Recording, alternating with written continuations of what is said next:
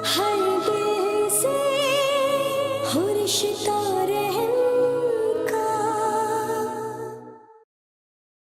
یہاں پر وہ محدثین فرماتے ہیں کہ فحدث کا جو لفظ ہے، فحدث، اس لفظ سے حدیث کا لفظ نکلا۔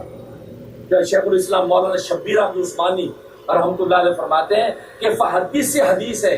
اس کا مطلب ہے کہ حدیث کا مطلب یہ کہ اللہ تبارک و تعالیٰ کی نعمتوں کو سرکار دو عالم صلی اللہ علیہ وسلم بیان کرتے ہیں۔ چاہتے نبی پاک جو حدیث بیان کر رہے ہیں یہ حقیقت میں اللہ تبارک و تعالیٰ کی وہ نعمت ہے جو علم الاولین والآخرین کی نعمت آپ کو عطا ہوئی، وہ علم اللہ تبارک و تعالیٰ آگے امت تک پہنچاتے ہیں، اور اسی علم کو حدیث کہتے ہیں۔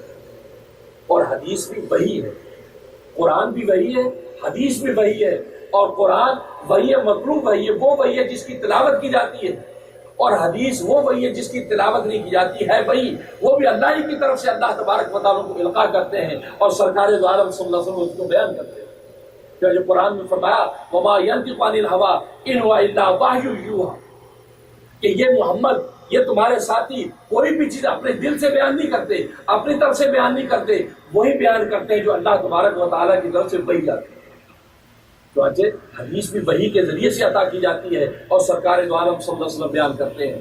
اور حدیث کے جو احادیث طیبہ نبی پاک صلی اللہ علیہ وسلم کی، ان کو جمع کرنے میں امت نے اتنی محنت کی، اتنی محنت کی، محدثین نے اپنی زندگیاں لگا دی ان احادیث کو جمع کیا، لاکھوں حدیثیں سرکار دو عالم کی جمع کی۔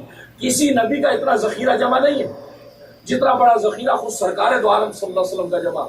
پھر وہ حدیثوں کو کیٹیگرائز کر دیا، صحیح حدیث ہے، حسن حدیث ہے، قوی حدیث ہے، ضعیف حدیث ہے، مقبول حدیث ہے، مردود حدیث ہے، موضوع حدیث ہے، ایک ایک حدیث کو ڈفرینشیٹ کر دیا اور محدثین نے زندگیوں کی زندگی لگا دی۔ اور محدثین کے امیر المومنین کون ہیں؟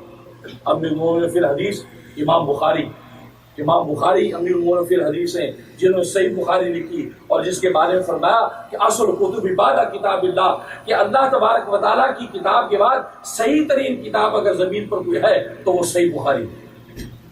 اس بخاری شریف کو وہ فضیلت دی کہ امام بخاری نے اس کتاب کو لکھنے میں کتنی محنتیں کی ہیں، 16 سال کے اندر یہ کتاب مکمل کی اور تقریباً 7000 احادیث اس کے اندر جمع کی ہیں۔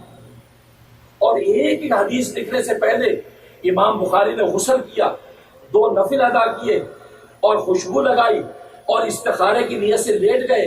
پھر استخارے میں جب اللہ نے شرح صدر عطا کر دیا تو بیدار ہو کر اب حدیث نقل کی۔ اب اندازہ کر سکتے کس انداز سے لکھی، اور کہاں لکھی؟ رسول اللہ صلی اللہ علیہ وسلم کے روضہ اقدس میں بیٹھ کے، ریاض الجنہ میں اور آپ کے روزہ کے درمیان میں بیٹھ کے آپ نے حدیث لکھی 16 سال میں۔ اس کا بہت بڑا حصہ آپ نے، ابواب کا بہت بڑا حصہ وہ بیت اللہ کے اندر وہاں مداد رحمت کے پاس بیٹھ کے لکھا۔ اس طریقے سے یہ مقدس کتاب تیار ہے، صحیح بخاری، اور صحیح بخاری کو اللہ نے ایسی برکت عطا کی ہے کہ 13 صدیوں سے امت کا معمول ہے کہ اگر جب آفتیں وہ امت پہ آتی ہیں، مصیبتیں امت پہ آتی ہیں، تو امت کے لوگ اس بخاری شریف کی تلاوت کرتے ہیں۔ پوری بخاری شریف کی تلاوت کر کے جب دعا کرتے ہیں اللہ تبارک و تعالیٰ یقیناً دعا قبول کر دیتا ہے۔ یہ وہ بخاری شریف ہے۔ شکراً یا